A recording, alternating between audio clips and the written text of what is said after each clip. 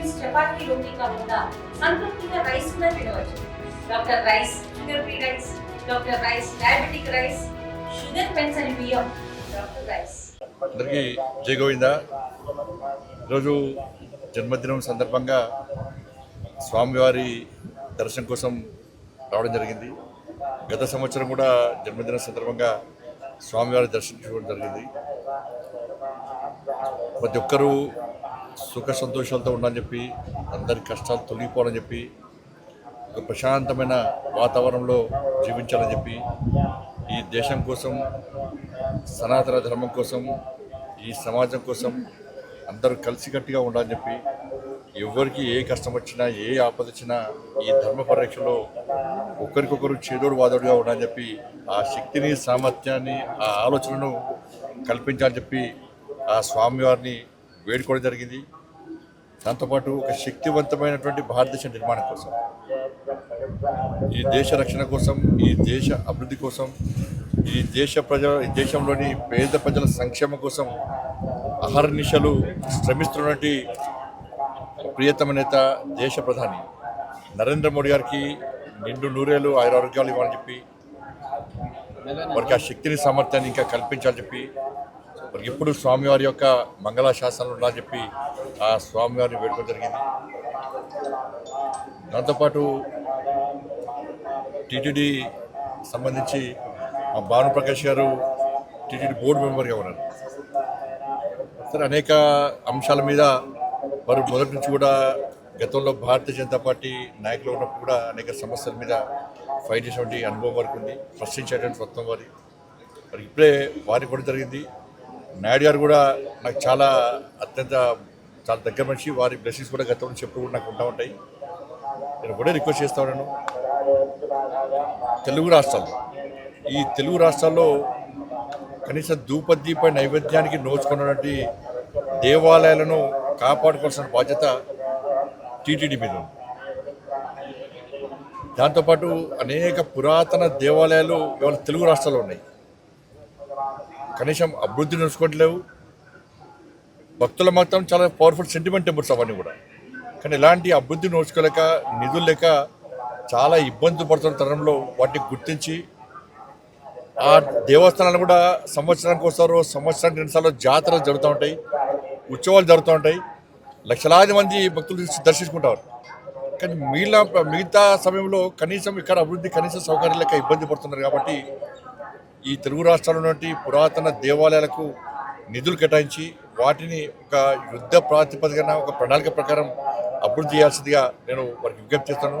నా కరీంనగర్ పార్లమెంటు నియోజకవర్గానికి సంబంధించి కరీంనగర్లో గతంలో దేవాలయ నిర్మాణం కోసం భూమి పూజ జరిగింది. దాంతోపాటు అక్కడ దేవాలయాన్ని, కరీంనగర్ నగరంలో దేవాలయం నిర్మించడం, దాంతోపాటు కొండగట్టు, వేములవాడ, ఇల్లంతకుంట రామాలయం, ఈ 3 దేవస్థానాలు కూడా అభివృద్ధి కోసం నిధులు కేటాయించి సహకరించాలని చెప్పి టీటీడీ చైర్మన్ గారికి, అదేవిధంగా గౌరవ పాలకవర్గ సభ్యులందరూ కూడా మా భానుప్రకాష్ రెడ్డి గారి ద్వారా నేను విజ్ఞప్తి చేస్తున్నాను. ముఖ్యంగా ఇల్లంతకుంట రామాలయం, కొండగట్టు ఆంజనేయ స్వామి దేవాలయం, ఇవన్నీ కూడా చాలా పవర్ఫుల్ టెంపుల్స్.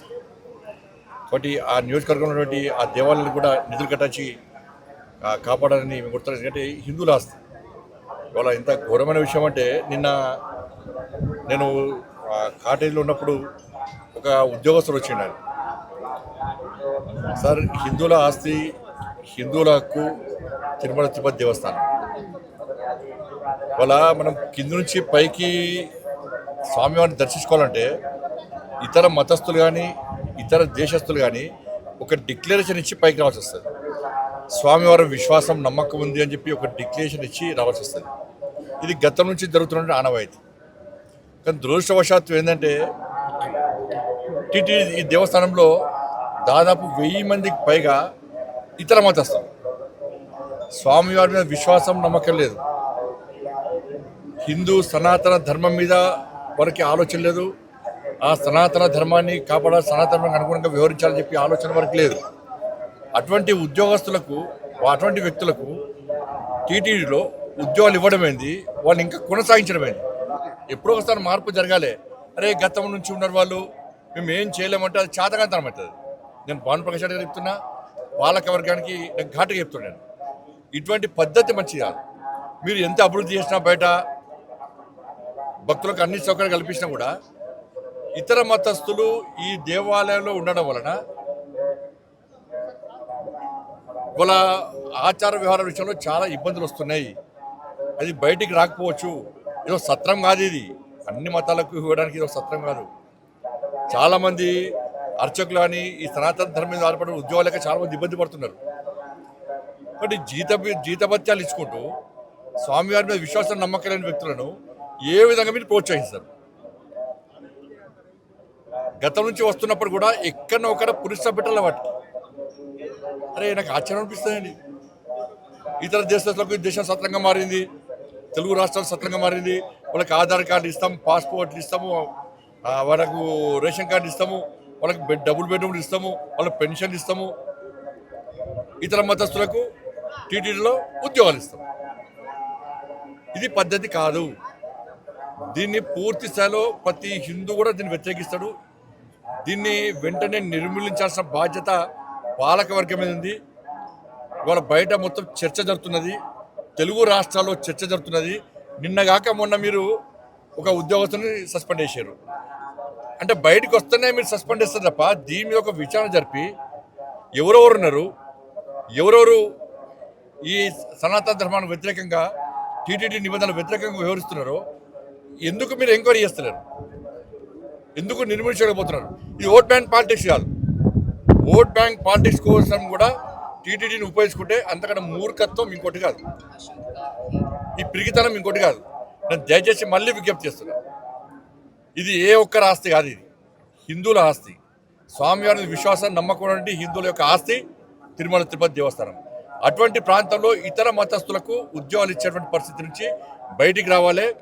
ఉన్న ఉద్యోగస్తులను వెంటనే తొలగించాల్సిన బాధ్యత వాళ్ళ టీటీడీ పాలక మండలి ఉన్నది. నిన్న మతము రెచ్చగొట్టడం కాదు, వాస్తవం. ఒక మసీద్కి వచ్చి చర్చి పోయి ఒక నామం పెట్టుకొని నేను పోతే నాకు ఉద్యోగం ఇస్తారా? నాకు రాణిస్తారా నన్ను? అరే మసీదులో చర్చిలో మాత్రం ఇతర హిందువులకు అవకాశాలు ఉన్నాయి. కానీ ఇదే సత్రం అయిదమన్నా కుక్కడికి వస్తున్నాయా పైసలు ఆస్తి అంతా కూడా? ఎవరు ఆలోచన ఇది? ఎప్పుడు మారుతుంది? ఇంకా మారాల్సిన బాధ్యత, మార్చాల్సిన బాధ్యత ఉందా లేదా? ప్రభుత్వాలు మారుతున్నాయి, పాలక మండళ్ళు మారుతున్నాయి, కానీ ఈ పద్ధతి మాత్రం ఇతర మత తొలగించడం మాత్రం మారతలేదు. ఈ పద్ధతి మంచిది కాదు. దీన్ని వెంటనే నిర్మించాల్సిందిగా నేను డిమాండ్ చేస్తున్నాను. ఇది మంచి పద్ధతి కాదు. ఇండియా పాకిస్తాన్ తాజా అప్డేట్స్ కోసం డౌన్లోడ్ చేసుకోండి RTV లైవ్ యాప్.